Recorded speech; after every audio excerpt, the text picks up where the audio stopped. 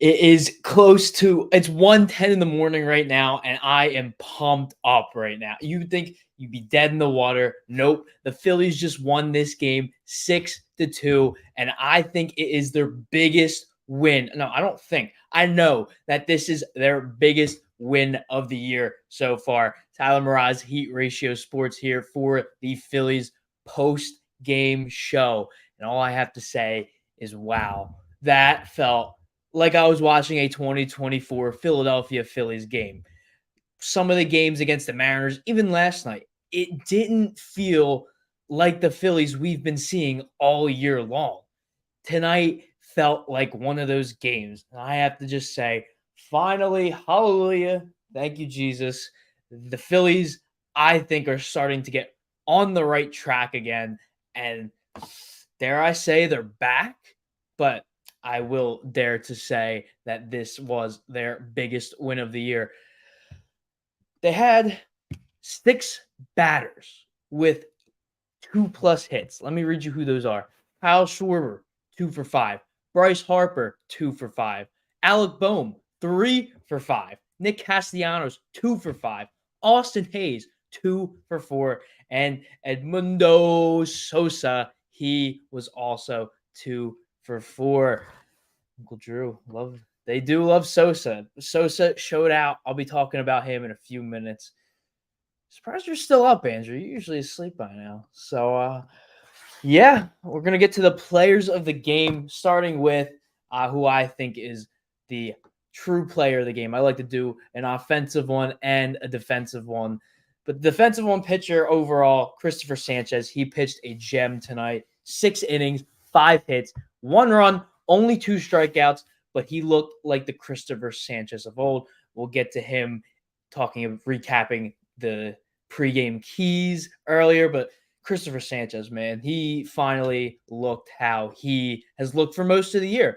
And that was a Cy Young candidate pretty much. And he just pitched really well. He handled Shohei Ohtani really well, handled Freddie Freeman really well. He just contained this hot offense. They are really, really good. Obviously, they're the second best team in the National League. And going to get to the offensive player of the game. I'm going to go with Edmundo Sosa. I mean, he had that error in the field, but he made up for it with bats. 2 for 4. He had a home run in the 9th inning, line drive. Looked like it was going foul. Same thing with Kyle Schwarber, too. They went back to back. But Edmundo Sosa, that home run in the 9th, an extra insurance run, exactly what the Phillies needed. And he also had that RBI earlier in the game in the top of the 6th inning. That single. Oh, man. I am so stoked that the Phillies are finally back on track. They have won 2 of 3. And I said earlier that this is the biggest win of the year so far because they have just taken the season series against the Dodgers. Now, no matter what, if the Phillies are the number 1 seed, they can host the NLCS. And the Phillies are so much better at home rather than on the road. Got David checking in. Phillies beat the Dodgers like you guys did in 2008. Yes. Yes, they did. Yes. And then Drew checking in again. 2008 repeat. Back-to-back 2008 comments. Oh, man, I'm getting vibes like that. 2008 vibes. I mean, it's a team like that. You have the core guys. You got Harper. You got Turner, Schwarber, and you had Utley, Rollins, and Howard. Maybe not as iconic, but still, you have that core group that you could absolutely – I don't see this team not winning at least one championship in their prime years together. Just like Utley, Rollins, Victorino, Howard, Ruiz, Lidge. Like, I could name pretty much everyone from that 08 roster.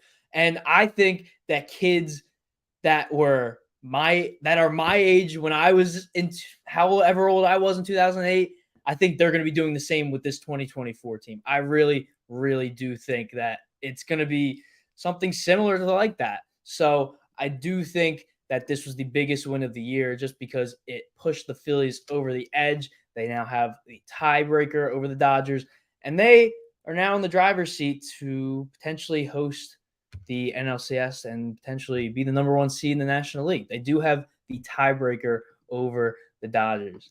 David, your Anaheim Angels won the 2002 World Series. Angels fan, there you go. Anaheim, man. That's how long it's been since they've been really, really good. They're not even the Anaheim Angels anymore. Angels, man, they're struggling. They lost Ohtani. Mike Trout's out for the year now. Ron Washington took over. Maybe some people thought they'd maybe be somewhat competitive this year, but Mike Trout goes down early on, and then they were sellers at the deadline. Oh, David, Drew here is saying, y'all need to give us Trout. I'm going to pass on that. Last year I would have said yes, but, with Austin Hayes, David, there, Mike Trout should be traded. I 100% agree. Mike Trout is going to go down as one of the wasted talents. He is I saw a graphic the other day. I forget who it was, but it was comparing and contrasting Mike Trout in LA, how much his time was wasted. Oh, Ken Griffey Jr. That's who it was. It was their ages 20 through, I think, 26, 27 season. And then it was 27 on. It was just how much they fell off.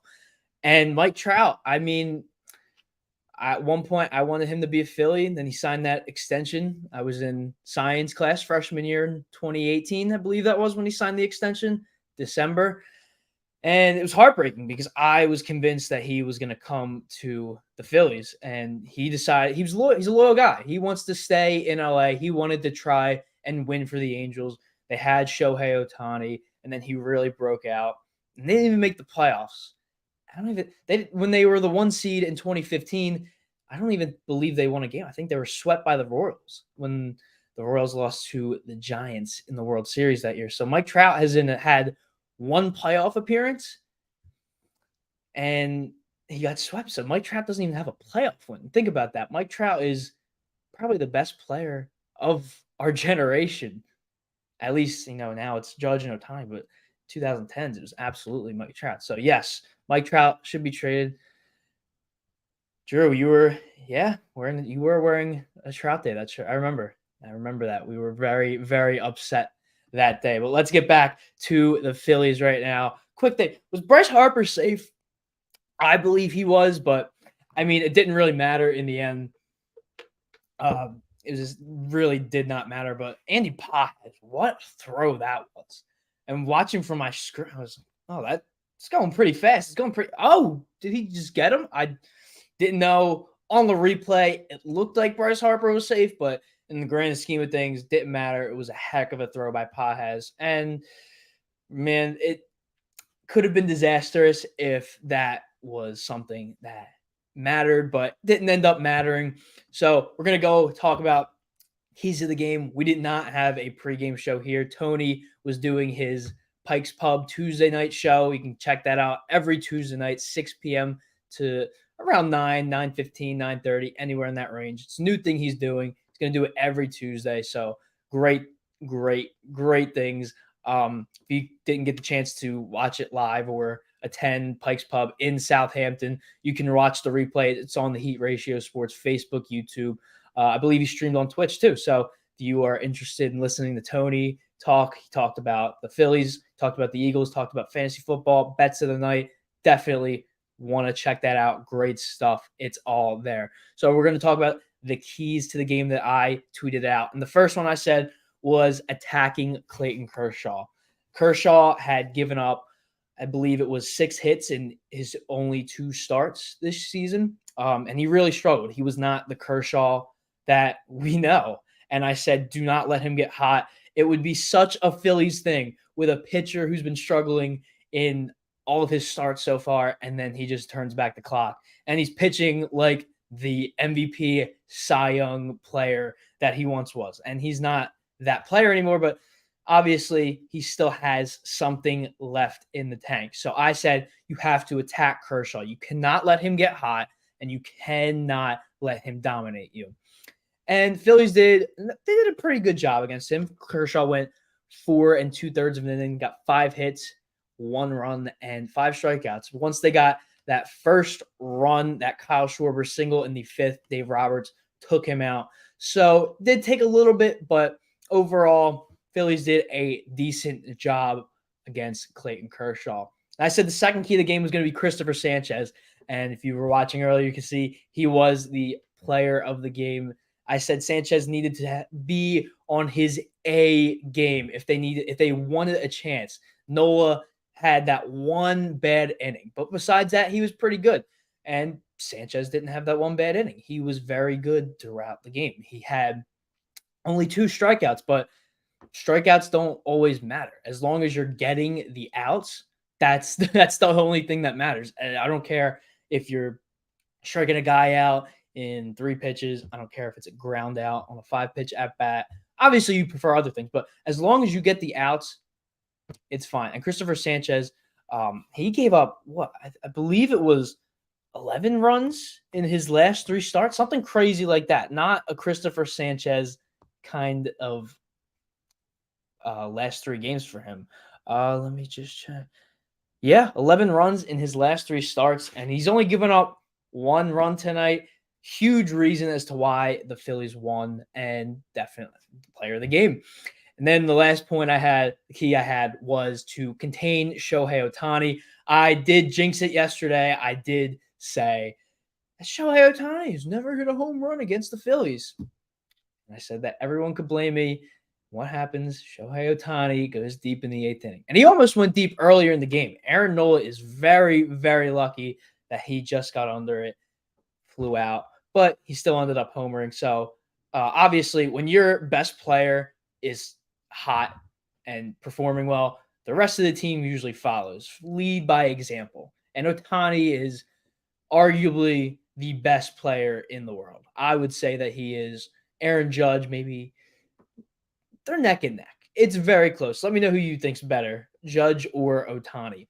But I said that the Phillies needed to contain Ohtani. He doesn't have a great track record against the Phillies. Doesn't do all particularly well, but he went 2 for 3 yesterday. He had his best game, and Dodgers end up winning by 2, and he had 2 RBIs. So definitely a huge contributor to the game for the Dodgers.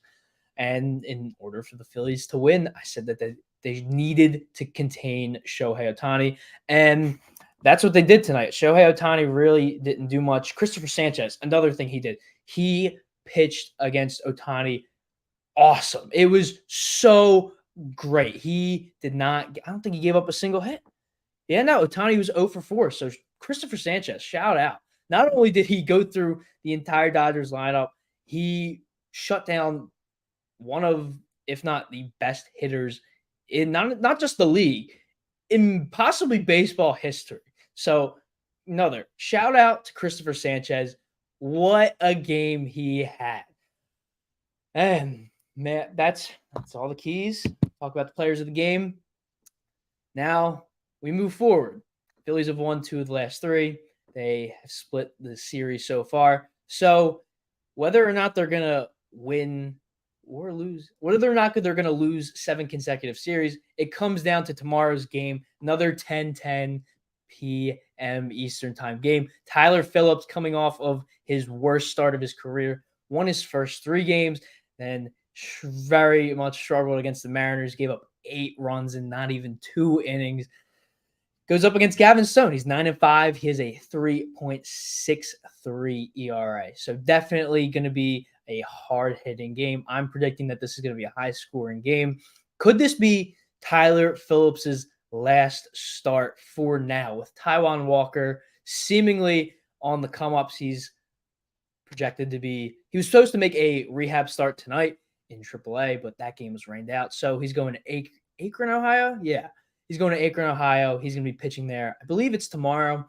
So Taijuan Walker is on the rise. Tyler Phillips could be his last start as a Philly for the foreseeable future. But that's all things we're going to be doing live at the pregame show, 9 p.m. Eastern time. Pretty sure Tony is going to be joining us, Jigsaw himself. So definitely don't want to miss that. We did the pregame show 2 days ago, and I feel like it was the best pregame show that we've had here at Heat Ratio Sports so far. So yeah, pregame live 9 p.m. followed by the game at 10:10. And as always, I'll be live here at whenever. Could be 1:10 in the morning, could be 2:30, it could be 12.